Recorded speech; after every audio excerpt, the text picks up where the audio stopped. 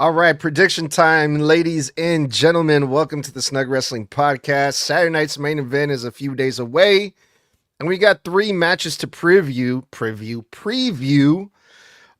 Usually there's a four-match card for Saturday night's main event, a 2-hour show. We got three so far.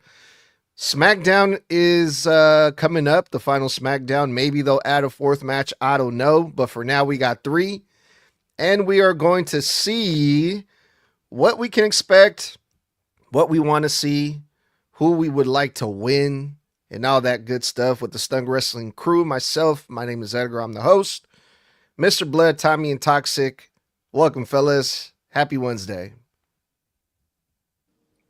Yeah, kind of like little weird, right? Being like 3.5 days away from the show, and then there's like not a fourth match. It's a 2-hour show. They're no longer simulcasting to NBC. It's now going to be directly streamed just to Peacock only. So it's kind of weird. Like, why do you guys?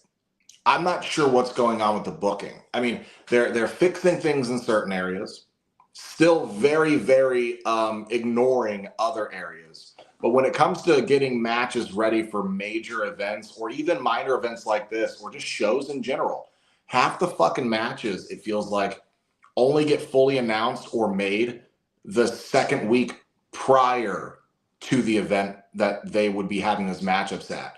And I get like, I'm finally going to face you. This is a straw that breaks the camel's back, the Friday before Saturday night's main event or something like that, or the Monday before the Monday.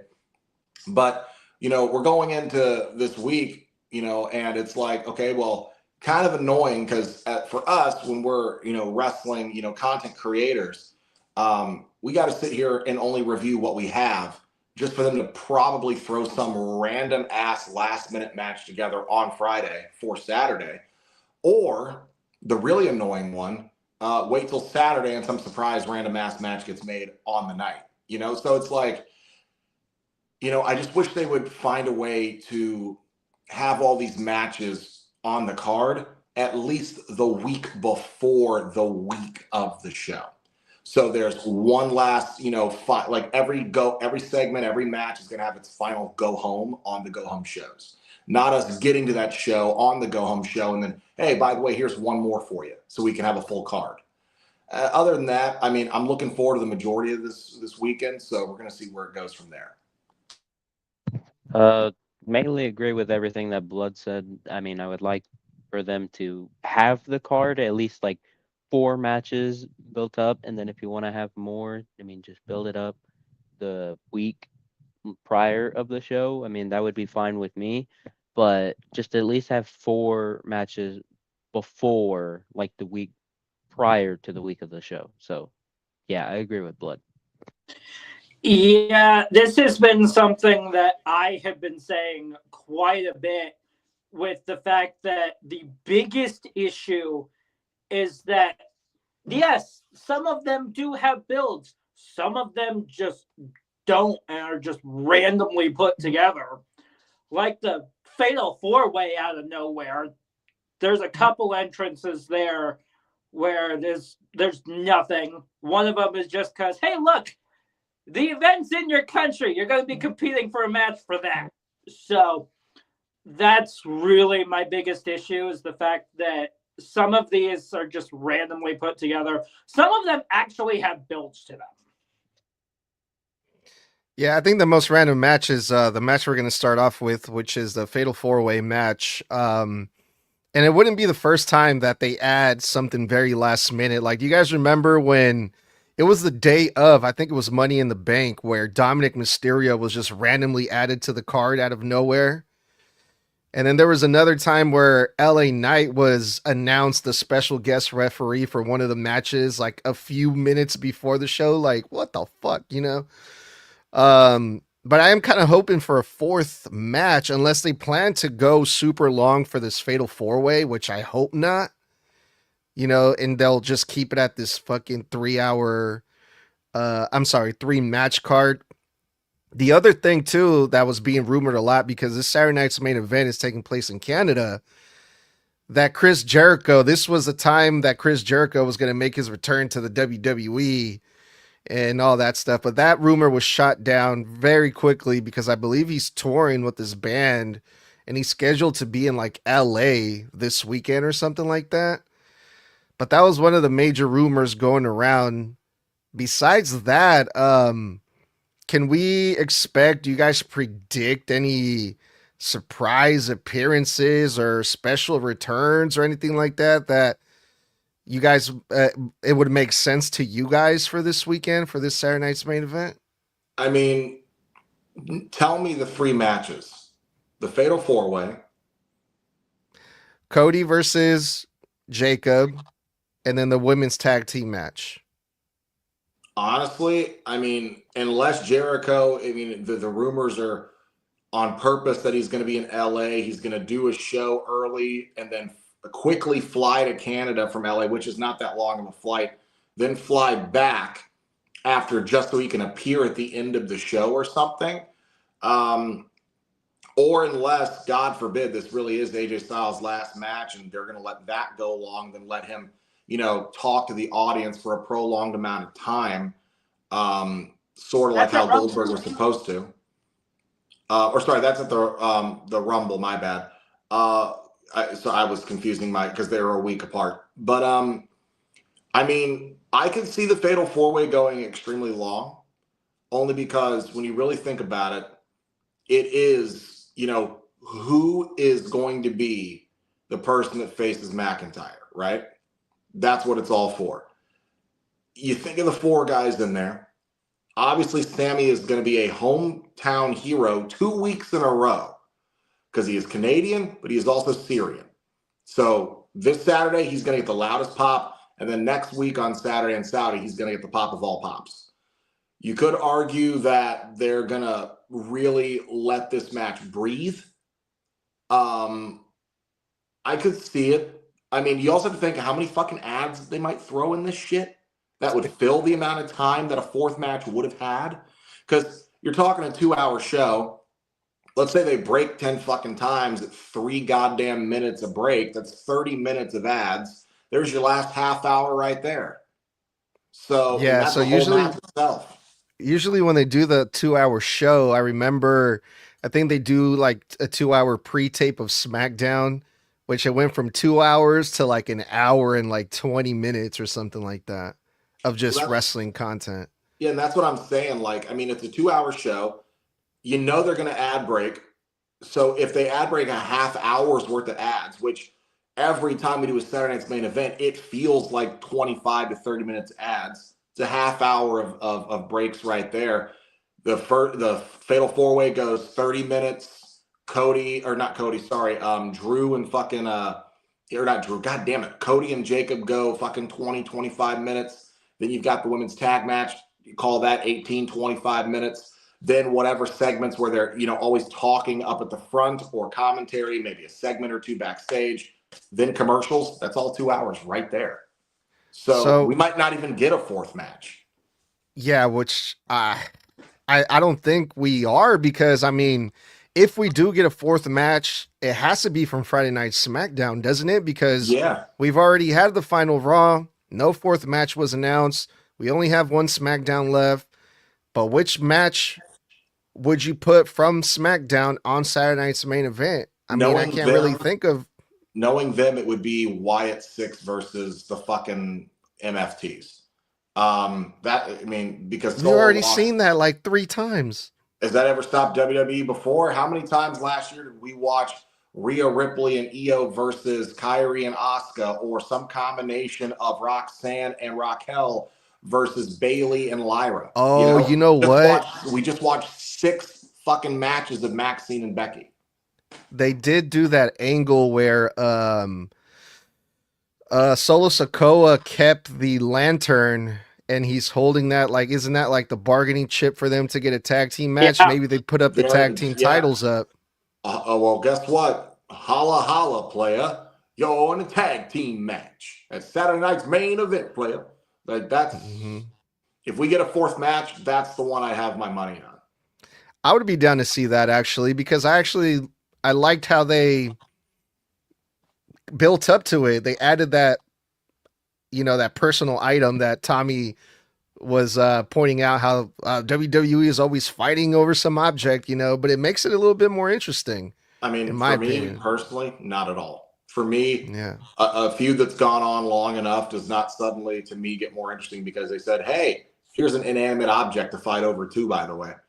I mean, not that we're all not fighting over championships, which are already inanimate objects. So throwing in the fucking lantern, to me, doesn't make it more interesting personally. It'll be the piss break. It'll be the piss break match. We've seen it so many fucking times. This is Bray Wyatt's lantern, though. This is a really special item of Uncle Howdy. And I love Bray, but his entire goddamn group is the tribute to Bray Wyatt already. So why is a lantern more important than the living representations of who Bray was and his mind? Also, so they have that going. They have that tag team title match kind of being teased, and they also have the one-on-one between the two faction leaders, Uncle Howdy versus Solo. I think that has to happen at some point. So I don't see this feud going away anywhere anytime soon. If they add a fourth match, dollars to donuts, I put $20 on it. It's going to be something Solo and fucking Uncle Howdy adjacent, or with their teams involved. That's the only match I could see them saying, yeah, let's do it. Because fucking Jade Cargill ever defends that title, right? So and God. And Julia just won the motherfucker back. They're not going to have her defend it the next week because every time she holds it, they never put her on TV anyway. So why would you put her on an event? But I digress. Let's do this. Yeah. What about Carmelo Hayes, though? You could have him do an open challenge if you wanted, but... Oh, no. Fuck that. Never mind. That's what it would be. Oh, okay. All right. Let's go. Well, you want to talk about returns, by the way. Depending on how he's healing and all of that, and if he's healing quick enough, they'll be in Canada. Maybe Kevin? But I'm not sure because of his surgery, and I'm not sure how he's healing right now. Well, he had the surgery in July or June, I think it was, of the last year, because he was on Cody's podcast last spring and said that he was going in for surgery the next month, which I believe was June, because I just re-listened to it for the second time last week. So he said if all goes well, they were supposed to go on like June 18th last year for his surgery. It was supposed to be anywhere from 8 months to a year of recovery. So are we just naming people from Canada that are going to show up now? I mean, it's Saturday night's main event. You know you're going to see Trish Stratus. Sami's already fucking there. I wouldn't be surprised if Kevin just popped up to say hi, but he doesn't even live in Canada anymore. He lives in fucking like Florida or something. So, I mean, I don't think he'd fly all the way up there to be like, hey guys, what's up? I sure shit wouldn't. I just fucking healed from neck surgery. You think I'm taking a plane for 30 seconds of screen time? All right, you guys, the Undisputed Championship, right? Who's going to face Drew McIntyre for that belt? We got Randy, the Viper. We got Trick Willie, one of the greatest pro wrestlers ever in the whole entire world.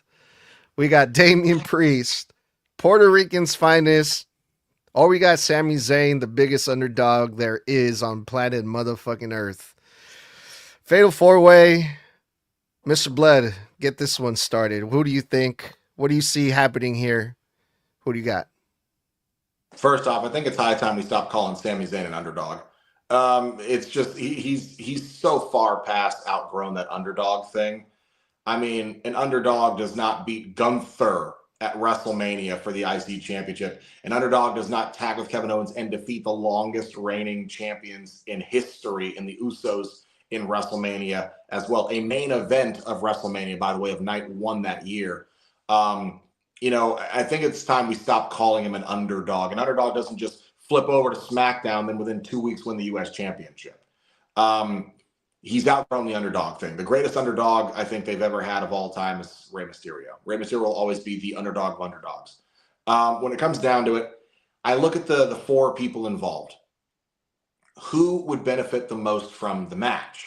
Well, I think Damian, who unfortunately spent all last year in the mid card after, in my opinion, an underrated World Heavyweight Championship run the year prior, and whom I thought was a great main eventer, has a great look, great build, solid, but he already feuded with McIntyre for a good portion of the beginning, middle of last year. So I can't see him then now going for him again without their feud having more time to breathe. I doubt it's Trick Williams. Love the guy, but this is the safest way to have him lose by not even having him involved in the pin.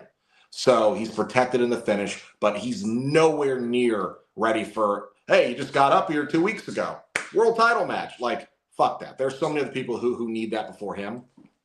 And then you have, oh God, who's the other one? Not Sami. Who's the third? Randy Orton. When it comes to Randy, I'd love to see Randy up for that title, but I don't know if I want to see him be the one to take it off Drew, because I want Randy to have a world title match when it involves Cody. But other than that, I think that leaves Sami. I think Sami, if Sami doesn't win here, he's going to be in the Rumble for the pop of motherfucking pops. But you're talking about the first Royal Rumble pay-per-view, PLE, in Saudi Arabia. You could do this one of two ways. You have Sami in the Rumble as just another one of the guys, even though you have no intention of having him win. Or you put him in a main event, even though the men's Royal Rumble match will main event. You have him in the semi-main event because he'll probably go on before the men's Rumble. And you have him in a world title match in Saudi Arabia for the first ever Rumble over there, greatest Royal Rumble not, counting. But I think that this would be Sami versus Drew. I think it's the pop of all pops for that title, and it just makes the most sense. Sami and Saudi vying for the world fucking championship, the undisputed world championship, makes the most sense to me. Yeah, I'm not the same way as Blood. I personally don't think that Sami is quite ready. He's ready, but not fully ready for the world championship. I know, sue me if you want to. But just the other three men, I would be fine with seeing. I mean, Randy versus Drew, they didn't have a lot. I mean, they only had the tag team match at SummerSlam with Jelly Roll and Logan Paul, and they had the Saturday night's main event match. So, I mean, you can add on to or continue that because, and they had a SmackDown match. So you could do something else with that. Or you could do Trick Williams. I mean, yes, he just got up, but I mean, just think about it. Trick Williams versus Drew McIntyre sounds like an awesome match to me. And then Damian versus McIntyre, I wouldn't mind seeing either because, I mean, Damian's World Heavyweight Championship run did not end how I wanted it to. I just think he needs another shot at World Championship because after the shit show with Aleister Black, he needs something else to just give him that boost after getting out of a mid feud. So just I would be fine with either Randy, Damian, or Trick, but if I have to pick only one, it's got to be Randy. You can go Randy all you want, Tox, but I'm with Blood on this one. It's got to be Sami. It just works the best. I don't think if he wins this, he'll be winning it in Saudi. I don't think so because of the fact that if he does win this, just him getting his first world title, it's WrestleMania caliber. That's where it needs to happen, is at Mania. So my guess here, I'm going with Sami Zayn, the hometown hero himself, Sami Zayn. But you want to know what would make it even bigger? Is if the man he pins is the 14-time world champion himself, Randy Orton. Imagine how big that would be for Sami if that's how he wins this. Yeah, I think everyone, for that reason, they want to see Sami win, because it's in Canada, his hometown. The Rumble's in Saudi Arabia. And for that reason, I don't want to see Sami win because I feel like, didn't we just do that with Finn Balor? He got a shot because he was in Ireland. And yeah, it's a good feel moment or whatever, but I think Randy Orton versus Drew McIntyre would be the bigger match for a Royal Rumble stage.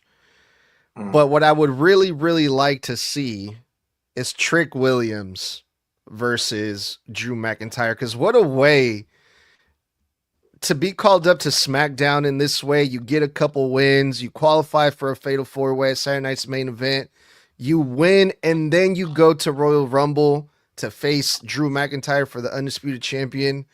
If you want to talk about creating new stars, that would be an amazing way, I think, to really highlight Trick Williams as a potential major player in the future. I think Trick Williams has all the potential in the world. Yes, it might be a little bit too soon. He just got called up. You're going to give him a undisputed title match already? Yeah, why not? He earned it. He won the matches. He qualified for it. I want to see Trick Williams go all the way here and to face Drew McIntyre at Royal Rumble. My only problem is that, two things. One, it's not the same thing for Sami as it was for Finn, because Finn literally the week prior wasn't even on TV. He was 2 weeks prior. He wasn't even on TV. He wasn't even on the show. The very next week, Liv gives him grief about playing video games. Then he goes out, calls a shot, and then the following week, he's just on TV. There was no build. It was the one promo. That's it. Sami's been building this up for years, talking about trying to get to that world title. He worked his ass off to try to get into that picture on Raw before they unceremoniously moved him to SmackDown. Threw him in the mid-card division. Then when he lost that, he was off TV, and he came back and he said, I want world title gold. I want it. He's been saying for years he wants to be world champion. It's been built up with Sami. So it's not the same thing as it is with Finn. And so it wouldn't just be feel good. It would make sense. Brett used to refuse to lose in Canada, so it's not like Sami is of that person who's never been willing to play the good soldier. This has been built up for a long time. I don't think it's wrong to have him actually go over in Canada. When it comes to Trick, the problem I have with Trick is that you have him go all the way. He gets a great rub from winning the Fatal 4-Way, but the problem is you can't have him beat Drew. Well, no, I'm not saying that. But I know, but that's what I'm saying. I know you're not saying it. I'm saying, what the hell does it do for him to go all the way just to choke the moment he faces Drew? He comes up, he talks a bunch of shit, wins one Fatal 4-Way, then loses when it's the biggest moment he could have. I don't know if that's good for him. He's young enough to where he'd rebound almost instantaneously, but it sure as hell wouldn't have a bunch of people be like, Trick's world title material, even though he got there and then completely lost. It was good for Joe Hendry when he showed up to Mania versus Randy Orton and got beat. But he was already so why not Trick? Because Joe was already a champion, more established than Trick, and he was a TNA world champion. To lose to Randy, who's done it 2 times longer than Joe, isn't that big of a deal. But Trick hasn't even been a champ on the main roster yet. So to be on TV for a month and then get your ass beat when it matters most, I don't know what that does for his momentum out the gate. I don't think it does anything, man. I'm just like... Well, that positively and negatively. I don't think it does anything to him, but I don't think it does anything for him either. No, but you're right about the whole Sami Zayn thing. He at the end of the year, he kind of was off TV for I want to say a month. We didn't really see him a lot, Sami, on TV. It wasn't until the new year started where I think it was the first SmackDown of the new year, he showed up and he was like, all right, I'm back. And I'm going to be champion for real this time again. And yeah, he's been talking about this forever, He cut that great promo where my son asked me, how come you've never brought that title home, which was a great promo. But again, like I'm just going for like something fresh, something new, something different, and that's I mean, Randy Orton has held that thing. I don't know how many fucking 14. times. 14. You know, Damian Priest has been world champion before. It's going to be interesting because this literally can go any way. The thing is, it can go any way. My thing is, as much as we would love to sit here in fairyland and say it could be fresh, remember the company we're talking about. It's WWE. They're not about what's fresh. They're about what's going to sell out an arena. Trick Williams is not a marquee name yet. Sami Zayn is. Sami Zayn's main event at WrestleMania. Sami Zayn was a part of one of the biggest stories of the last 10 years of pro wrestling, arguably the one story that helped put WWE back. Then how come he hasn't been champion yet? Because it's never been his time. See, WWE likes to tout how it's all about when the timing is right. You've been watching season 2 of Unreal. It's all about timing, the right time, the right time. I watched 2 episodes of that and I quit. I love it. But when it comes down to it, it wasn't the right time. Sami is that kind of guy who's been every champion but the one that he wants. So he is marketable. He is loved, beloved, massive star in 2 different countries. So who makes more sense to sell out a Canadian arena and a Saudi Arabia arena? Trick Williams or Sami Zayn? Because you know WWE is going for the business side more. Sami Zayn. But I mean, I feel like the tickets they've already been sold. Yeah, but you know them. They're going to push that floor seating, aren't they?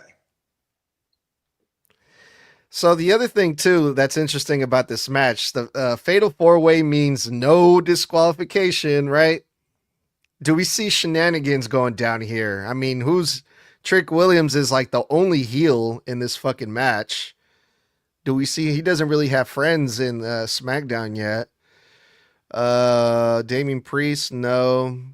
Do we call shenanigans in this match, or is it just going to be just flat out straight wrestling? I think it's straight up, man. I think it's straight up. It's already a no DQ. No one in this match has lackeys or backup partners or tag team stables or nothing.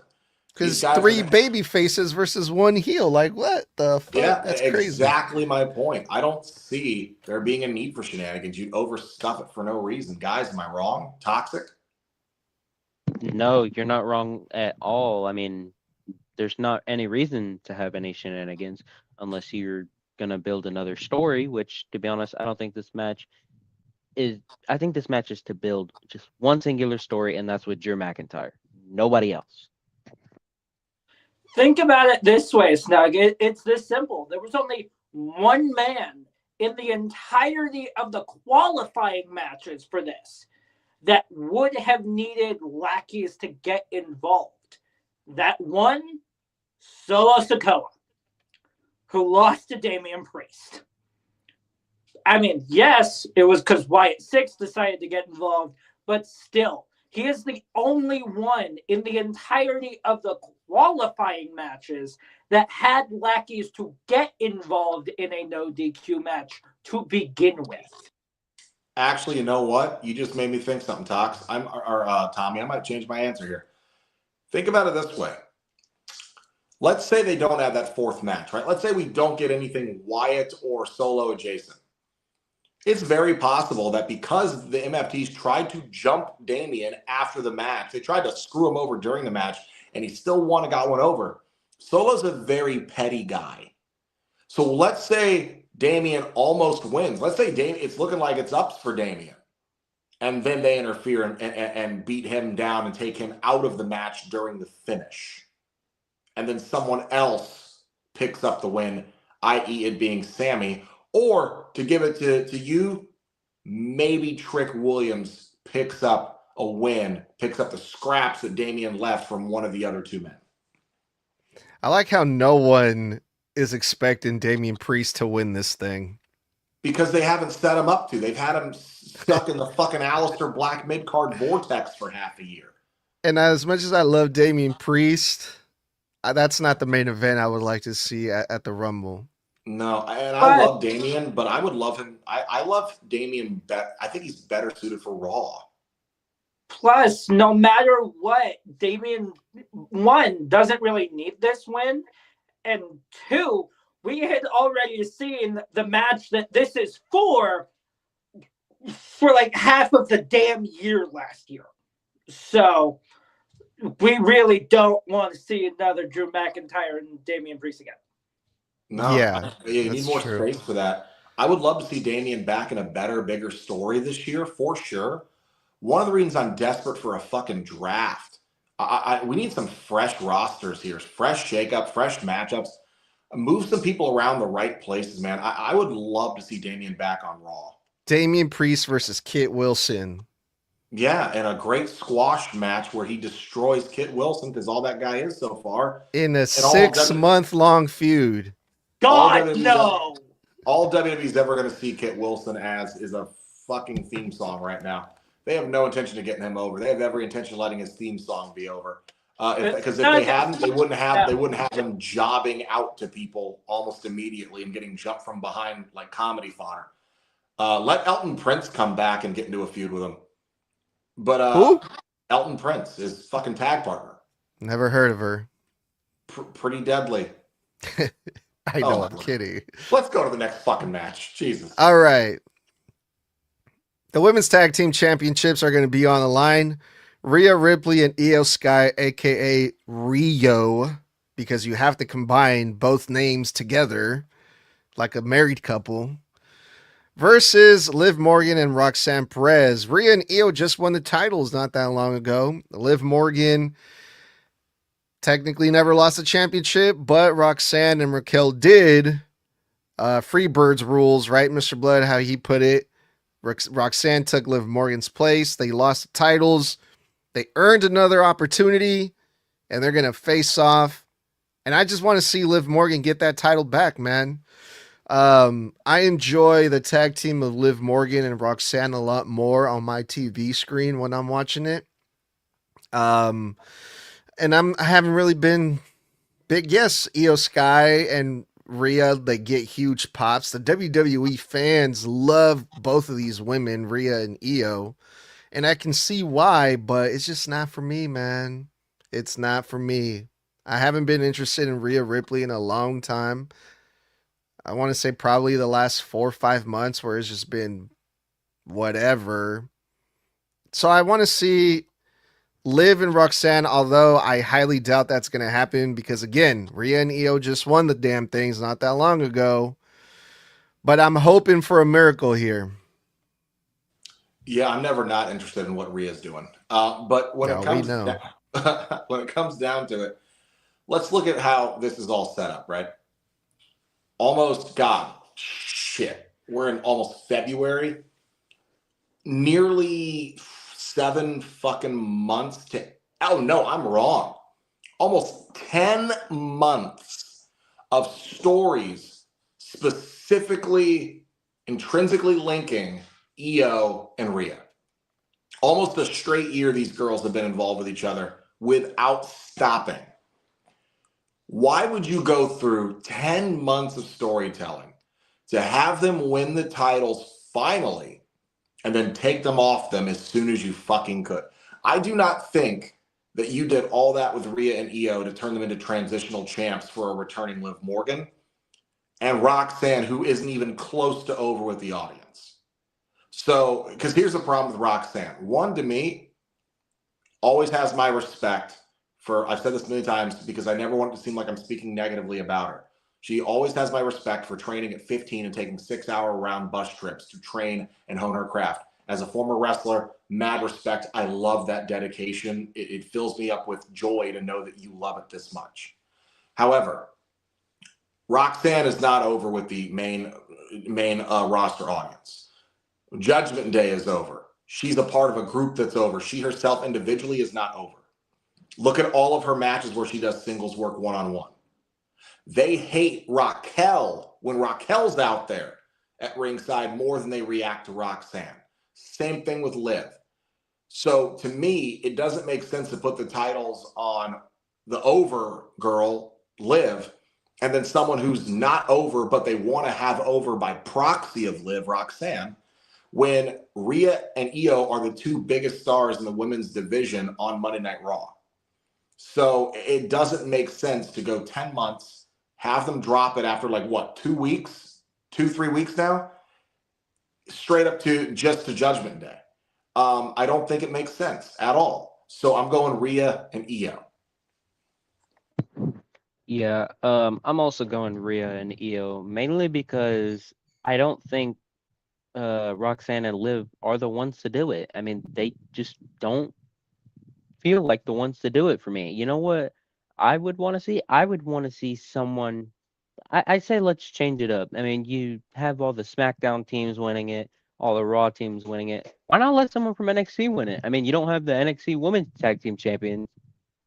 You don't have any of those. I mean, which I wouldn't mind seeing those back in NXT. But I why not would. let? Okay, we know. But I wouldn't mind having a team from NXT, like for instance Zaruka or Fatal Influence or Ren Sinclair or Kendall Gray. I wouldn't mind having any of those three teams winning and beating Rio or Rhea and Io, whatever you want to fucking call them. But I don't think Roxanne and Liv are the ones to do it. So I'm going Rhea and Io. Yeah, we're pretty much all in agreement here. It's got to be Rhea and Io. Although there's been something up with Liv Morgan that I watched a video not too long ago.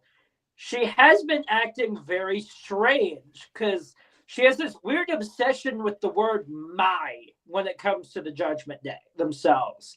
It's like, my Raquel Rodriguez. The biggest one is how she goes through with Roxanne Perez.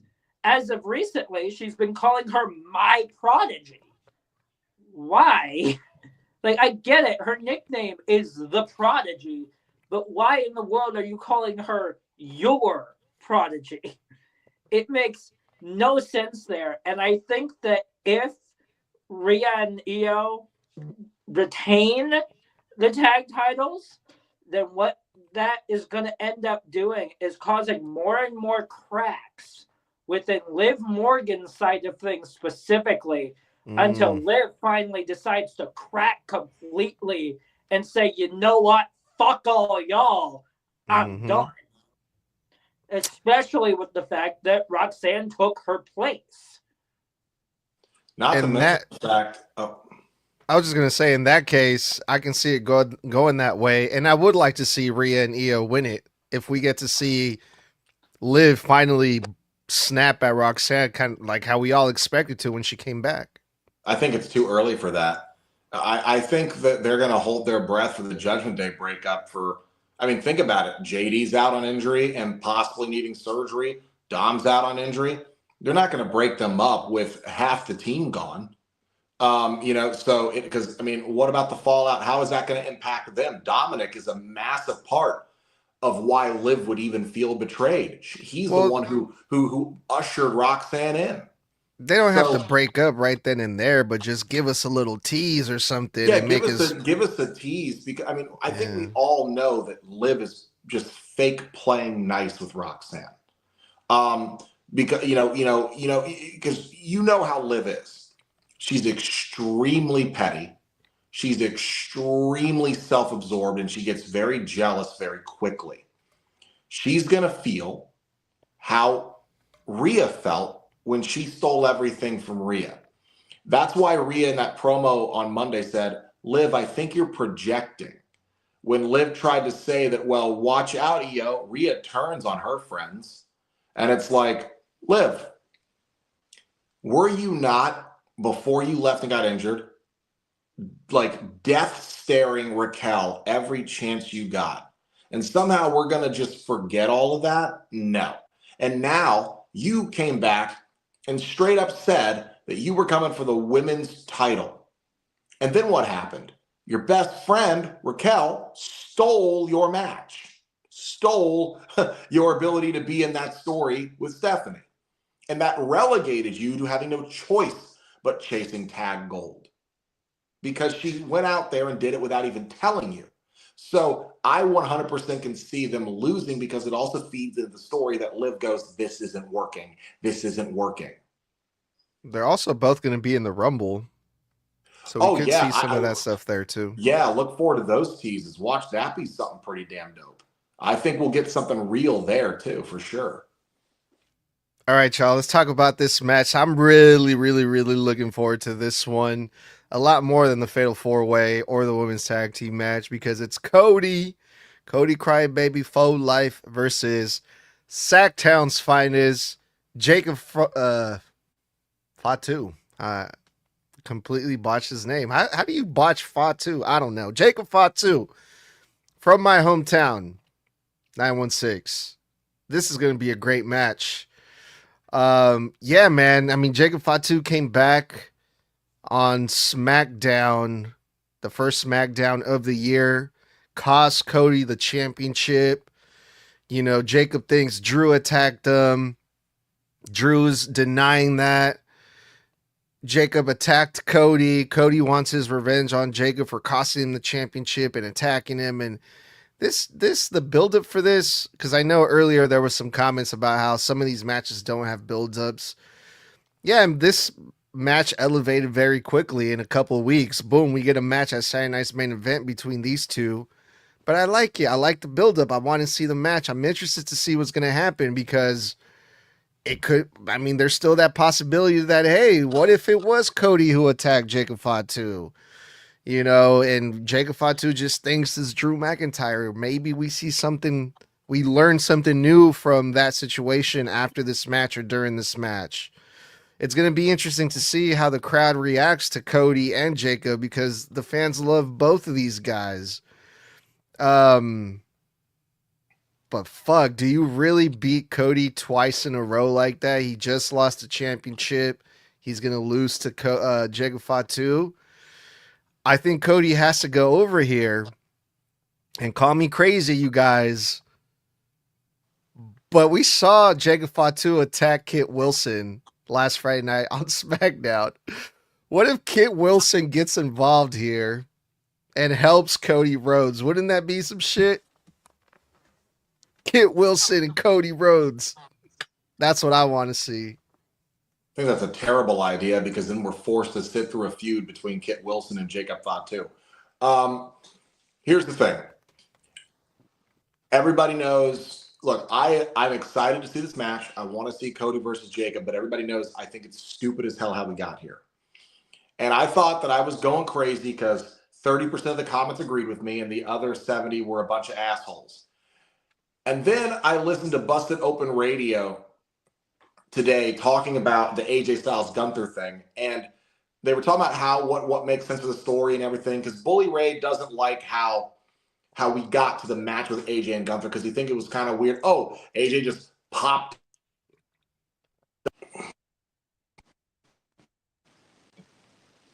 Now you probably got a phone call, huh? We don't see you, but we can hear you. Hold on. Nah, this is gonna be fun editing. He's invisible. Let's all talk shit about Blood while he's gone. Tommy, you keep dropping your fucking phone. Intermission. Dude. It's because of how my phone is set up. This. Don't know what the hell that was about. That sucks. Okay, I'm going to start over. All right, look. Everybody knows I'm excited to see Cody Rhodes versus Jacob Fatu. I really want to see it. But everybody also knows that I think it's dumb as hell how we got to this match, okay? Now, when we posted about my thoughts on the match, on how Cody lost because of Jacob, I went in. I thought it was the dumbest shit ever. 30% of the comments agree with me. The other 70 were assholes to me. But I was watching Busted Open Radio today because I thought I was crazy, and I was just listening to my regular wrestling stuff. And Bully Ray was talking about the AJ Styles versus Gunther match and how he was comparing how a lot of the stories feel like they're very loose, very loosey-goosey. There's holes and holes and holes through all of them. Like, Gunther's talking shit, but how he set up, you know, a career on the line match is AJ starts this whole thing out with Gunther just by, I don't like what you said about John Cena. and then magically is just out by his car in the snow waiting in the parking lot and just knew that was Gunther's car out of all the cars in the parking lot. And I was like, yeah. But then he also said, I also think it was dumb. I'm the, Bully Ray goes, it's also no secret that I think how Cody lost the title was dumb. Why the hell was Jacob Fatu out there? Why would he attack Cody Rhodes? Because all Cody did was touch his shoulder. And then Dave LaGreca, who runs a podcast, said, well, he probably thinks it was Cody Rhodes. And Bully goes, no, he didn't. Because if he thought it was Cody Rhodes, why did he go straight for Drew? So it was the same thing. He goes, Jacob doesn't even think it was Cody because he went for someone else first 10 times hard. Cody touches him, then he costs Cody the match. So that's why I think it's dumb that we're here. They're feuding over the fact that, hey, you touched me when I was mad, so I laid it in on you, and now I cost you the title, and now we're going to have a feud over the fact that I cost you a title because I touched you when I never should have been out there in the first place. And so here we are. It's a match, yes, with no stakes, mind you, with some medium level of heat because a championship was lost. But I'm sorry, I'm excited to see the match. The build to getting here was fucking riddled with plot holes like I shot it with a shotgun. Just 8 shells, whatever, holes everywhere. So now I'm thinking, here's the bigger problem. You're booking yourself into a corner. Because what are you going to do? Like you said, Edgar, you're going to beat Cody back to back? But also, how do you beat Jacob? He just returned. So it's like, and then you're over here thinking Kit Wilson will interfere. Here's what happens. If Kit Wilson interferes and costs Jacob Fatu the match, so Jacob gets to a loss clean, we then are forced to sit through a Kit Wilson and Jacob Fatu feud when we know that Jacob would maul this guy. No one's going to buy into a feud with Kit Wilson and Jacob Fatu. Kit Wilson is the undercard. Jacob is the main eventer. No one's going to want to sit through a feud for that. We just watched Kit get his ass kicked by Zack Ryder, and then we watched him get beat the fuck up as comedy fodder by Jacob just a couple weeks ago. So I'm supposed to buy that if he interfered on Cody's behalf, that Jacob's not going to run through this dude every fucking week of the feud? Come on. Jacob's biceps are bigger than Kit Wilson's thighs. And I'm supposed to believe that Kit Wilson is going to do damage to Jacob Fatu. No.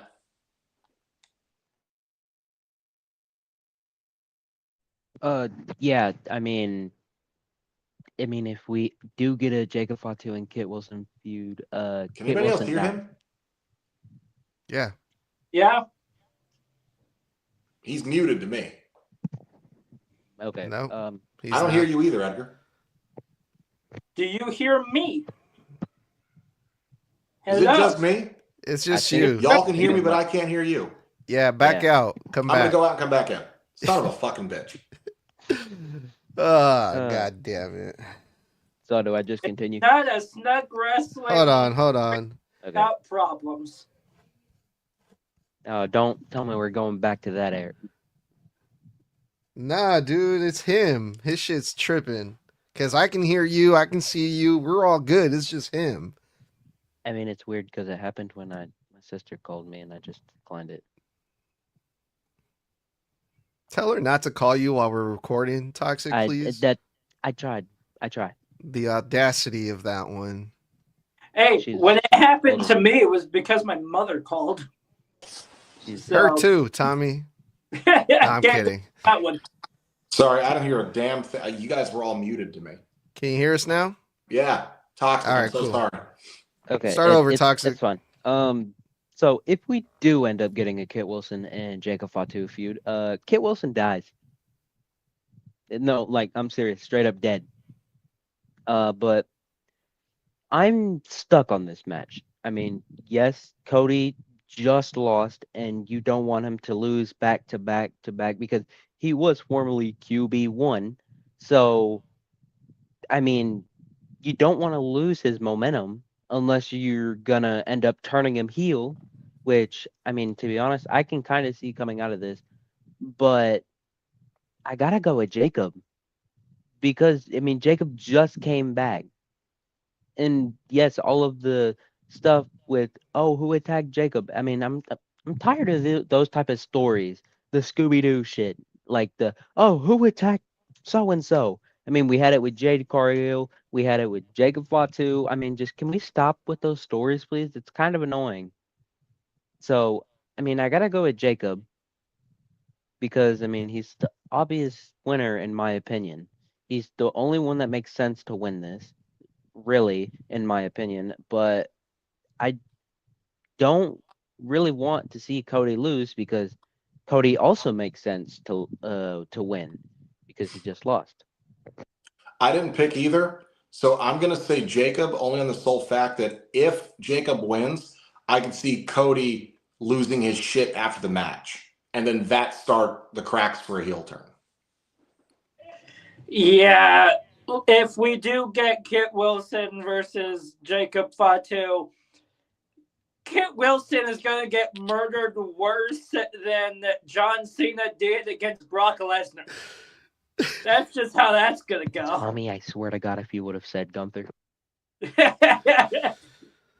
Yeah. No, because Brock Lesnar and Cena was the worst murder.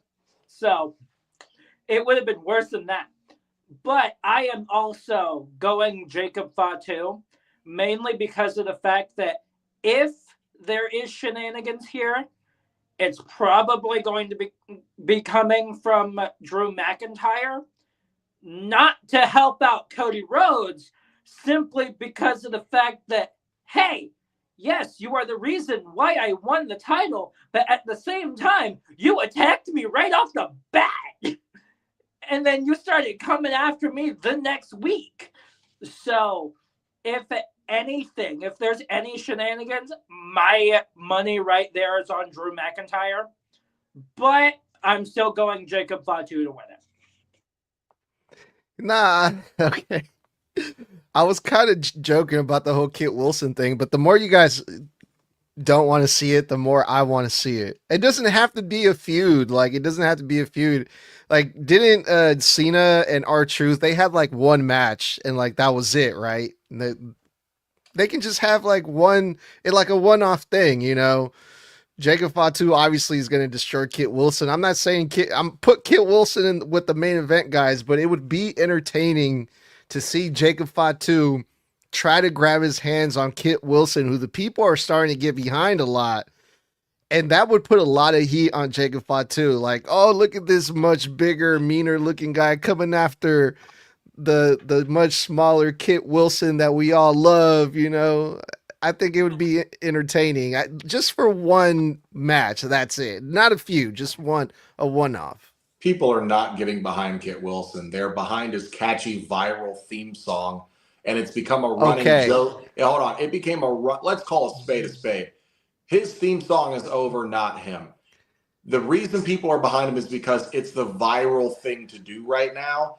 They, however, do not believe for a second that he is a credible threat to anybody in the mid card above the level of like, God, fuck. I can't even think of someone I can think that he could beat. Regardless of what the reason that he got over his song, whatever the case, the people are popping for him. I mean, we're seeing the clips on social media. We're seeing the memes. They were in the UK last time they played his fucking song. That they popped. They were happy to see him. They cheered when Kit Wilson got his hands on Matt Cardona.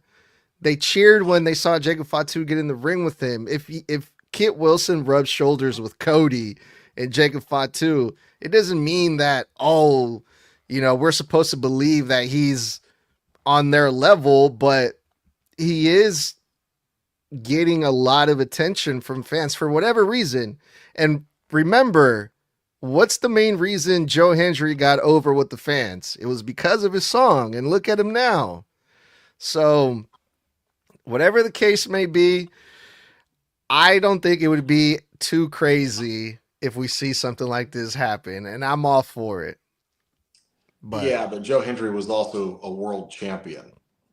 So yeah, after his song Yeah, but Kit's been on the main roster for like 3 years and hasn't won a single title.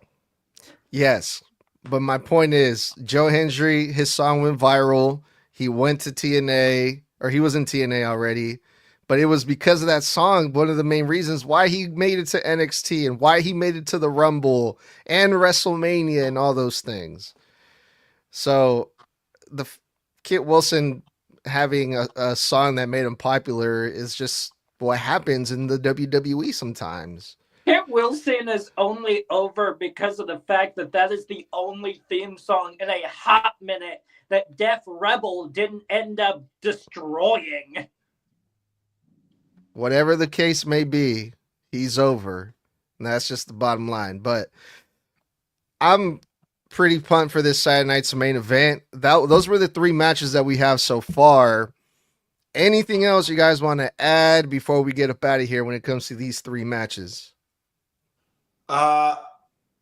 Something on the Jacob and Cody match. Mm-hmm. Because you could argue that this is a good time to start showing the cracks of a Cody heel turn if it's ever going to happen. Even though Cody said on his podcast last year he has no desire to turn heel anytime soon. I think he said that on when Becky was on as a guest. But let's just say you started showing the cracks. I would like that to lead to a couple things. Let me put it this way. Let's say the stars align and we can get the perfect story out of this. Let's say Randy wins the Fatal 4-Way. Randy goes on and let's just hypothetically say he beats Drew at the Rumble, becomes a 15-time world champion. Cody begins turning heel this Saturday. This leads to a couple months of Cody trying to get that title back. Starts off friendly with Randy, but then slowly gets aggressive because he wants that thing back. Either he turns on, and then let's say he turns on Randy sometime around Elimination Chamber. We go into Mania with the story being heel Cody Rhodes versus his babyface mentor, big brother, one of his best friends, 15-time world champion Randy Orton. If that is the story I could get going into WrestleMania, then I want Jacob to win and I want Randy to win to get to that story. But it has to be at the cost of Drew maintaining that title reign to get there, because we could get such a great emotional, very real, raw story told between Cody and Randy, I feel. I really think that they have it between them. The amount of chemistry, the history, the legacy between them.